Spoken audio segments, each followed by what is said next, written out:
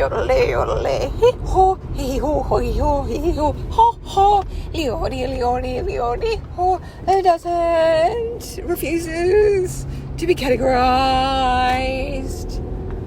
That might be my best intro yet. Quite proud of me, actually. Quite chuffed with that effort. Friends, hello. If you're wondering, there he does. She sounds a little nasally. I am nasally. Thank you for noticing. I did go to the bathroom before and have a nice big cry. So, thank you. In completely unrelated news, I am very much hoping that my periods are coming. Otherwise, I'm concerned I'm entering into a depressive episode. Oh, God. It's been a week, guys. It's been a real fucking week. It's just life continues apace. It really does. And I just feel a little bit raw about some things. So, bless. That's where I'm at. On one level, I'm totally groovy. On another level, I'm like obviously crying in a toilet.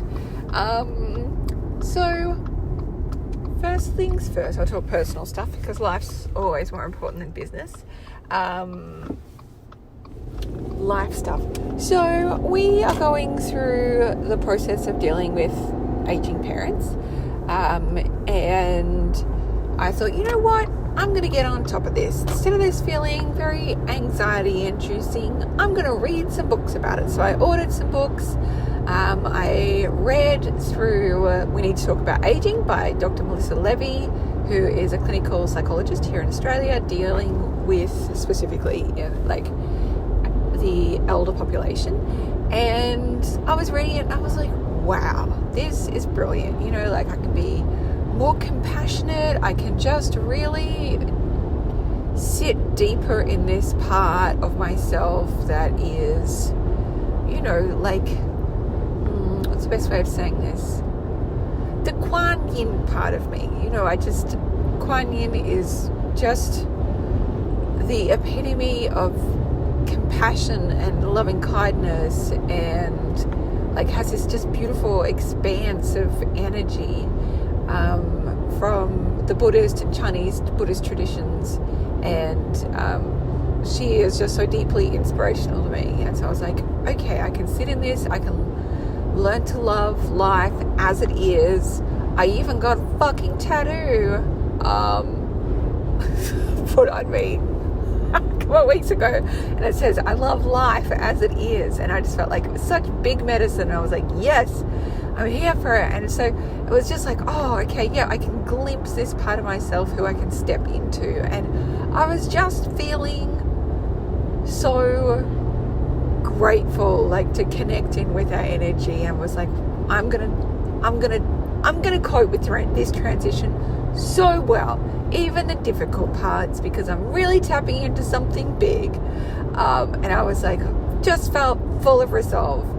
And then we got a call earlier in this week, and one of our elders had a medical emergency and needed to call an ambulance and has been hospitalized. And immediately I was just full of shock and terror and anxiety and freak out. And that's kind of where I've been since then. And I just feel like it's so rude that I was totally glimpsing I'm going to be just so compassionate and peaceful, and I've worked this out. I've cracked the code, guys. I cracked the fucking code. And then life happens and I'm like, oh no, I can't over intellectualize. I can't remove myself from suffering. I can't immunize myself against suffering just by reading some fucking books. And that sucks. That really sucks, guys, because I was so hopeful.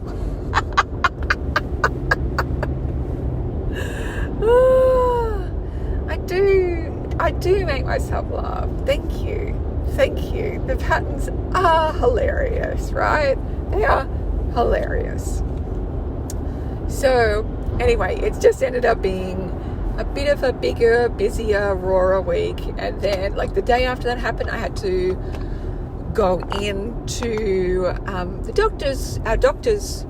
One, because I had to set up with a new doctor, and two, I wanted some extra advice about a different elder care situation. And the thing about going back to doctor is it's my first time of going back to my doctor's surgery after my much beloved doctor passed away suddenly last month. And I still feel really sad about it. It was just very sudden. It was very shocking, and he was just the kindest human, and he just touched everybody, I think. And so I was like, it was really hard. Like they had a picture of him on the wall, where, like his usual office surgery, and I was going to the doctor's just next door to his, and I'd made jokes that, oh well, it's going to be good if I like go to the doctor's surgery, like the door next to him, his next door neighbor, through the wall, because then, like, if he wants to come and haunt me, it's going to be so much easier for him to find me. Why? And like laugh. Thought it was so funny. I get there, see the picture of him, burst into tears, and just sob my way through as I sit in the waiting room. And then I go into meet my new doctor, and I can't even speak. And she's like, "Are you okay?" And I'm like, "It's Dr. Gellerman." And she's like, "Ah, yes, of course. Everyone feels like that. It's very, very hard. I'm very, very sorry. All of his patients adored him. We all adored him." And so I just wept my way through that. Oh my God, I've been an absolute leaking teapot. Absolute leaking teapot. And I thought I could read a book and intellectualize myself out of this experience of being a human who's got to go through loss and grief. The fuck. The absolute fuck. This is one heck of a journey that we signed up for. Oh my God. And often I just don't feel like I signed up for it at all. But then I'm like, yes, this will make me wider. This will make me more expensive. This will make me more understanding. So those have been some big lessons. And I also feel lately as though I'm wondering if I have been too rigid in my beliefs. I feel like I have become more judgmental in recent years, especially with the whole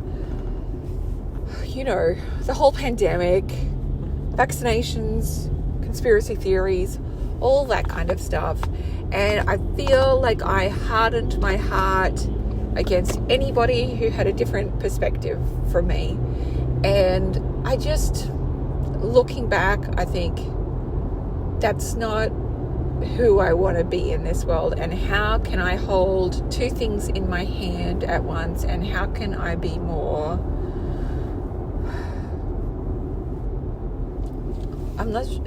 just accepting of other people as they are, without this absolute rigidity of believing that I am right and they are wrong and they are bad and I am good. Like, it's a very binary kind of thing, and it is divisive and it's hard. And it's also like, I completely understand why I went there, because the pandemic was really scary.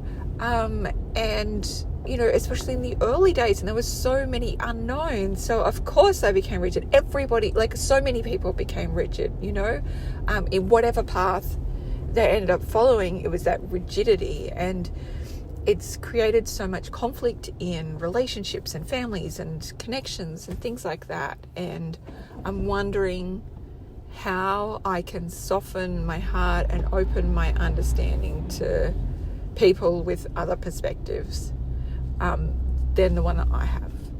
So that's been a really big thing for me. A really big thing for me. So the life stuff continues apace. The big, the beautiful, the hard, the horrific, all that kind of stuff. And I'm on my way to Pilates. I'm running a little bit late. Yikes. Anyway, I'll be fine. But I think I'm a couple minutes away. Yeah, no, I'm a couple minutes away. I'll do this. I'll nail this. So yeah, that's kind of the things that I'm ruminating around on the life part. And I want to share something about the business part, because if I don't say it now, it's going to feel like a really hard left turn after what I just talked about, but whatever. I just need to talk about it, because otherwise I'll forget to talk about it on the podcast and then people will miss out on it. So I just needed to let you know that I have decided to increase the price of my Brilliant Biz and Life Academy.